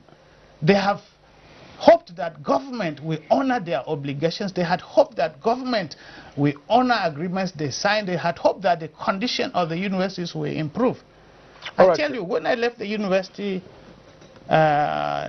in 2000, my salary as a professor was 1,000 naira a month. I have not benefited from the increases that Asuu negotiated. But I'm happy and I'm proud that Asuu has done so much. And it is not out of selfishness. And also, the panel here, we do not have our children abroad studying. I have no child studying abroad at all. And if anything, I have kids, cousins and nephews and brothers and people that are my adopted children studying in Nigerian universities, and I'm paying, and the school fees keeps increasing, and I'm wondering that this school fees, can the common man afford it? Because by and large, the common person's child is in the public universities, including people who work in private universities have their own children in public universities. And I must admit that I am the Chancellor of Afe Babalola University. We built a brand new university and set up the most lofty standards because we were not happy. Prof, we'll come to the issue of funding, you know, what needs to be done with regard to funding. Kyrian, just to the point that you also raised earlier, we would like Professor Ibidapo to respond to this. Professor Ibidapo, again, this is all related to the issue that we are discussing, namely, you know, the quality of our academics, how they are contributing to problem solving. There are all kinds of practical issues that we face, whether socio-cultural level, geological, or otherwise, and that, you know, society doesn't appear to be benefiting much from applied research. And also, people complain about, you know, the quality of teaching, and of course, you know, the attitude or disposition of some academics. To state it again starkly, that we don't probably have the best and brightest in the system, and yet, as they argue, they are holding the country to ransom with incessant strikes. Thank you very much. There are several ways to look at it. The first thing I would say is this Asuu strategy. It's not selfish. I must confess, it's not selfish. There's a lot of things to be done within the universities which will enhance our nation, and we are not doing it. In terms of research, I myself am pleasantly surprised that a lot of research is being done in our universities. They probably don't have an opportunity to be vented out. On Monday or Tuesday there was a conference on research at the University of Lagos. And if you look at the proceeding and see research from various places, you will be impressed. That is the truth. In terms of teaching, our teachers, they take their job very seriously. There's no doubt about that. I mean, of course, a major issue is we need to look at our curriculum again. We need to let it reflect on the Nigerian situation. I mean, that should be the next thing. And those are the areas which I believe Asuu itself, you know, as an organization, not through the various Board of Studies and Senate, to say, listen, is it not disgraceful that we are producing so many graduates and they have no job? Is it not an embarrassment to us as the producers themselves? What can we do about this? All these issues of economic, all this issue of restructuring, why can't we? They do contribute, maybe through the through private means. But it will be a good thing to actually have the universities getting an opportunity to solve some of these problems. One of the things we started at the University of Lagos is that when there's a major policy that is going to be adopted by government, it's actually enunciated within the University of Lagos. I also did it at the Federal University, Ndufu, Alike, Iko. So I do agree that the university people will have to do much more to impact on the society. And that is why I'm worried about the strategy, about the methodology of getting this change. I mean, what we are looking at is a change process. And there are several methodologies that I want to do. You know, there's a methodology which is acceptable from school children, from secondary school children, from, polytechnics. And there is a strategy that I'm saying we expect from universities, especially the university teachers. And that's what I'm saying, that we can have an intensive dialogue to solve this problem. The problems are there, and they are not going to go away. They are going to increase, because we need to get to what we call a utopia that will take a long time for us to get to. That is what I'm saying. I agree. There are lots of things to do. I agree with what Professor Aya said and Professor Manuma. But the issue is that spending so much time, it reduces, for example, as I said, I've been in this business for quite a long time. I know the way I was received in 1983 when I became a professor, and I know the way people look at me now. If I've not had the opportunity or the advantage of the vice chancellor in 2 universities, I could imagine what is happening to my colleagues that were professors together in 1983. The prestige has dropped. You feel it yourself that the prestige has dropped. I'm not even talking of the spending power. I'm talking of even the way people look at you. And I've concluded that maybe a methodology of asking for the right thing, not right thing at the right time, with the right set of tools, that is the problem. And what I'm appealing, that we need to find another strategy, a strategy of intensive, if you like, call it lobbying, or intensive negotiation, to let those people who are in government, after all, they are students. After all, we know that without universities, in fact, we will not even be reckoned as a country. Nobody will look at us at all, after all. So we can get them to do things if we focus our direction, our energy. This idea of strikes is not good for us. It's not good for our students. It's not good for the country. And this is what I'm saying, basically, this morning. So, actually, it's interesting that you have agreed with our panelists here in Abuja on one critical point, and that's the fact that there is still commitment, when it comes to the academics and the quality of education being dished out. But, gentlemen, there is no gainsaying the fact that the nation needs a more coordinated and more functional education system.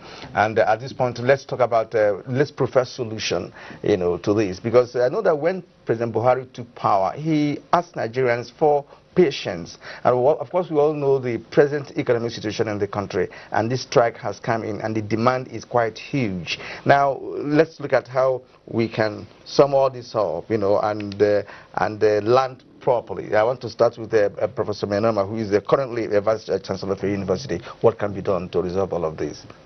Yeah, as a matter of fact, it is easy. But let me start from the point that brought us to this level, the issue of the quantum of researches and the capacity of universities to make a difference.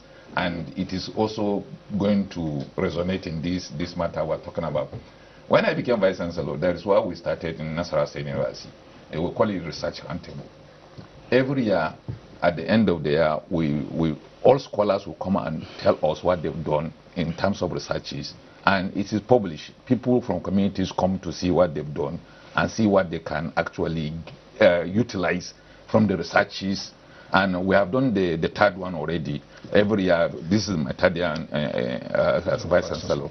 And we also, in terms of what we can contribute to society, when the conference started, we invited Atiku Abubakar to come and lead a discussion on agenda setting for national conference. And it was a big event that we say what the National Conference should do and all that.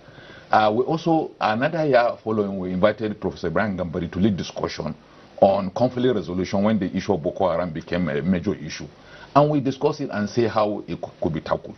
So what I'm saying is that as scholars, we have the capacity to actually look at the issues and agree that this is the best method for the time being. If you look at the issues of what is happening with Asuu today, Asuu realized clearly that there are issues that cannot be done immediately. So in strategic formation, you find out that what they do is that these are things that should be done now. These are things that should be done in low-hanging fruits. These are the things that are in the mid-term matter. These are the long-term issues. So they spell it out clearly. And what I have said at the beginning, if you realize, it is just that it is government that allows the thing to degenerate. What should have happened is that, okay, this is our situation. Let's discuss. Professor Menoma, time is done now. Professor Menoma, just one practical issue, Kirian.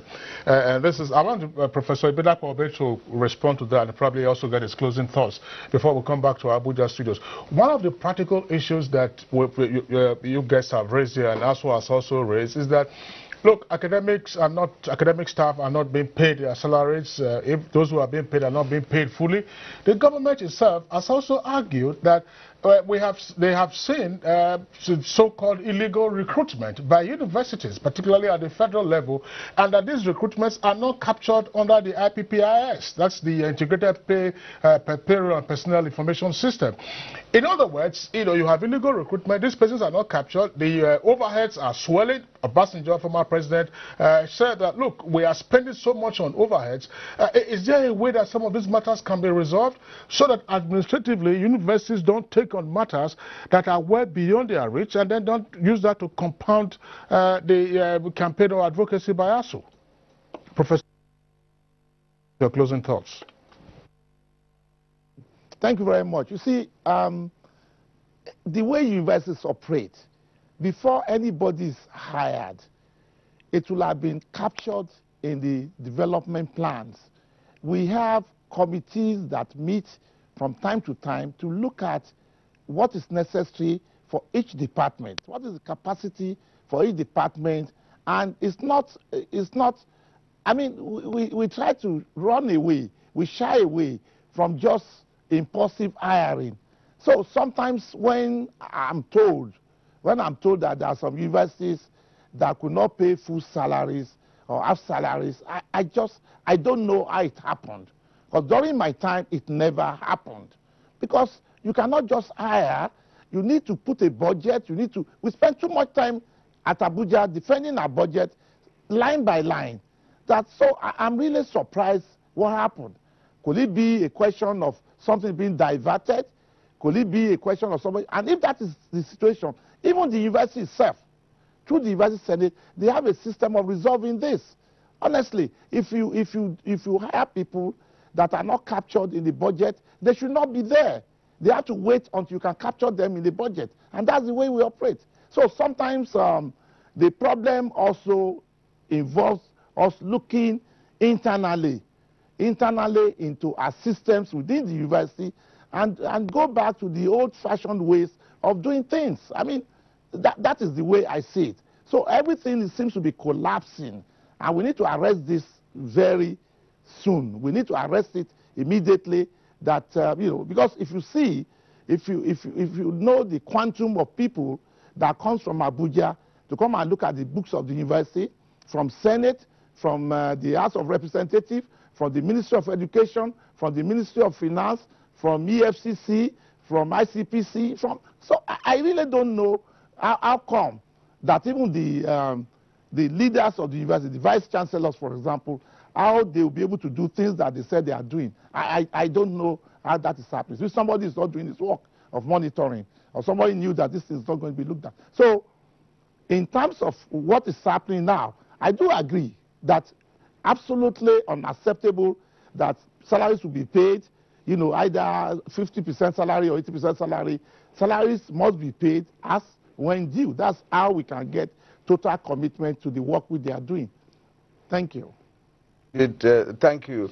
Most Nigerians, I'm sure, will agree with you that universities are actually doing well, based on the situation they found themselves. And at this point, Professor Oye Ibidapo Obe, I'd like to thank you for your insights this morning. You have made very, very useful contributions to our conversation this morning on Good Morning Nigeria. Thank you once again for being part of our show this morning.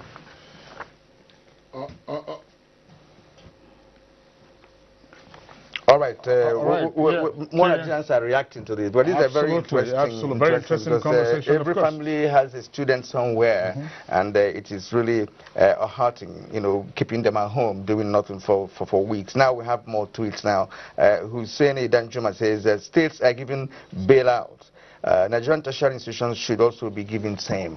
And Adele Jack Solomon, we have him again. Say, God bless NTA and the guests for bringing the topic to the fore. Thank you for your unbiased stance in moderation, analysis, and proffering solutions to this matter. Bello Sabo said, acting President Oshibajo was a member of Asuu. Ademu, Minister of Education, was also an Asuu sympathizer. Yet Asuu could not get prompt response on this issue. Now, change to progress. Asuu, please change strategy. Lautech on strike for 2 years. Asuu will be paid, and students would have lost 2 years. Now, Inusa Adamu, why is Asuu not talking on salary differences from one university to another of the same federal university? Payment dates differ and so on. And then we have this from Lasisi Taufik Taiwo. Government is not always sincere with our education policies, program, and agreement. That's why we are experiencing recurrent strike. And Sylvester Million, Asuu should please suspend the strike. Going on strike would not solve anything, rather worsens the economic situation. And then we have this from Abraham Ahmadu. The money recovered from the former Minister of Petroleum should be used to solve Nigerian educational crisis. Jacob Tunde Ojo, we support Asuu, but they should consider the recession and reduce their demand from governments to help our children. Didi, we have this from Didi. It says the only word government understands is strike. Take an example. Look at an example. Since Ratau cannot go on strike, government did not care about media workers. Even Dominic C, the only remedy apart from the strike is for NANS, that's the National Association of Nigerian Students, to shut down Asuu Rock and National Assembly, which could be disastrous for us. Sonny Michael Omakoji, Asuu strike has caused a lot of brain drain, and it is high time the Nigerian government address this lingering issue once and for all. Bello Sabo, please find out from Professor Bidapo whether he was aware how many times Asuu wrote letters to government prior to this strike. Ashafa Sambo, the federal government is trying for Asuu through the third fund. They should consider that the government has too many stomachs to feed. Beta Ikang, it is high time the federal government be made autonomous to compete with its contemporary elsewhere. That's federal universities, rather.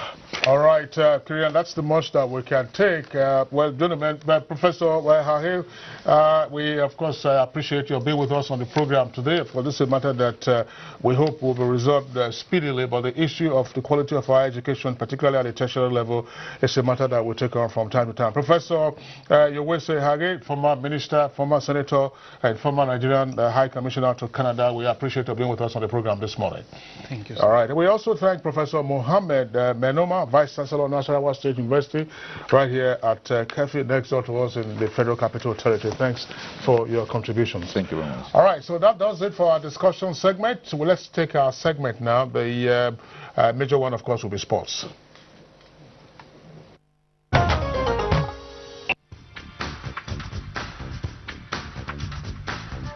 The FIBA Women's AfroBasket 2017 is underway in Bamako, Mali, and as usual, 12 national teams divided into two groups, A and B, will be competing for the biggest crown in the women's basketball in Africa.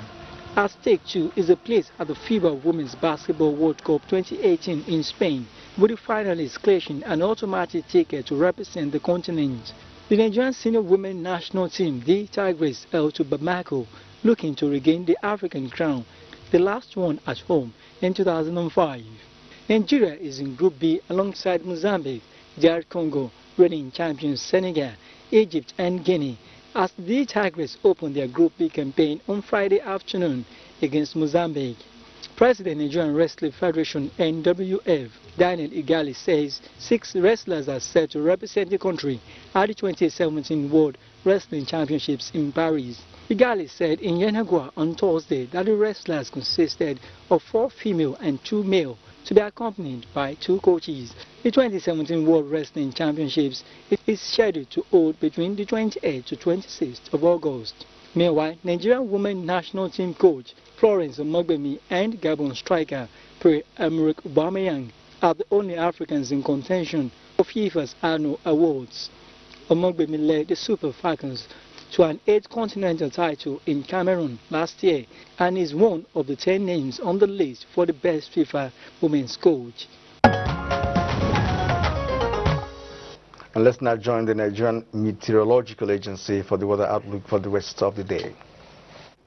Welcome to the Weather Focus. Weather observation shows more influx of moist southwesterly winds into the country, and this is expected to enhance more rainfall activities across the country. Morning thunderstorms and rains are expected over the extreme northern region.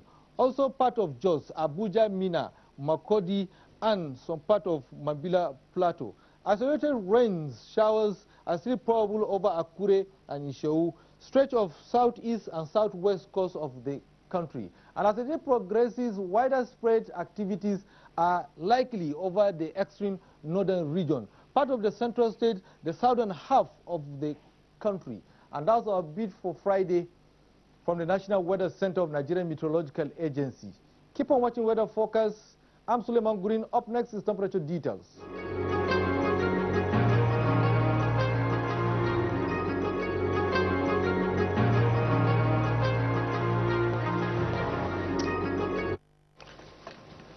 And that's our program on Good Morning Nigeria for today and indeed for the week. We'll be back with another edition on Monday. My name is Kirian Umayo. Thank you for watching.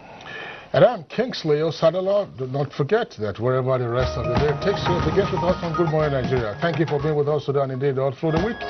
We hope you enjoy the rest of your day and your weekend, of course. 7 o'clock Monday, the program returns.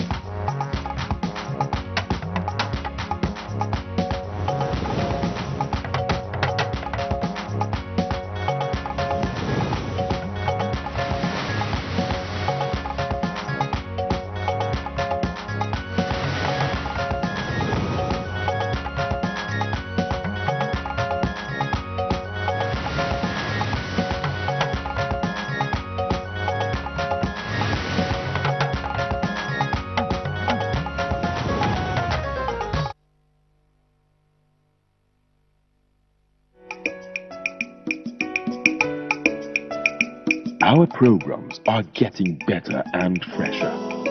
And it's because we